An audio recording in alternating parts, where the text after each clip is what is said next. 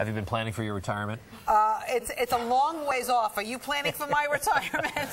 I wish mine wasn't as far off as it apparently is. I already have the golf. It's not down yet, but I guess that's one thing you do when you're retired. You play a lot of golf. You play golf? I play golf with my mom, sometimes my son. My husband wants to play with me, and my dad wants to play with me. But you know what?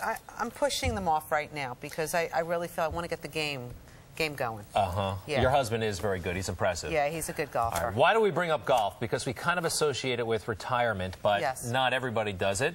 In fact, one group in Summit, New Jersey, they're retired, but they're not golfing. They're not hanging out. They're not sailing. They are working, right, Ann Craig? Yeah, they're doing a lot of nice things. Working to give back to help others. The facility is called Sage Elder Care. It's a great facility for the aging population. They have a fitness room for the elderly and one of the most popular activities, for seniors, of course.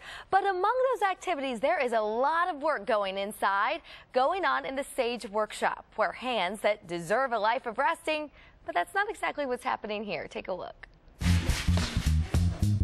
This may look like Santa's workshop, but this is the Sage Workshop. I love it. I would do it continuously if I could. Everyone who works here donates their time fixing people's treasured items or creating woodwork by hand. 89-year-old Jack Shapiro is the most senior of the senior citizen volunteers. I enjoy doing it. For 18 years, Jack has devoted his free time to Sage. He's a retired head and neck surgeon who uses his skilled hands to make wooden step stools for kids. Hand caning, it's a 7-step process. The specialty of the house at Sage is repairing chairs with busted bamboo seats. The hand-woven craft is called caning.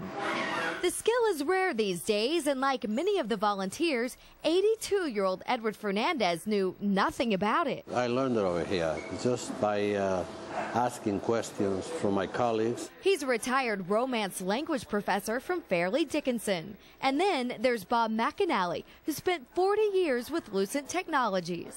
His caning skills have him as the envy of the room. Everyone's bragging that you're one of the best. That's a very nice thing to be said by your peers. I love that. You see, this workshop is like a fraternity where these grown men try to outdo each other. Right when you first came, the same strand broke twice, and I was afraid you were going to come over here. But among the boys club, look at that, pink. Marcia Forager is a retired Bell Labs mathematician. What made you want to do it? Well, I was looking for another volunteer activity, and it's very satisfying to not only do something with my hands, but also to feel like I'm learning a craft. To cane a chair, it takes anywhere from 15 to 20 hours, and these volunteers say there is no better way to spend their time. Some of the people that come in, if you see their faces when the finished product is there, it's just, that's pay enough. While these volunteers don't make a dime, Sage Elder Care does. People pay to get their chairs repaired, and all the money raised goes to support the local aging community through Sage Elder Care. Sage hopes to provide enough programming so that older adults have the opportunity to remain living at home and fostering their independence. Does this keep you young? Well, it keeps me out of trouble.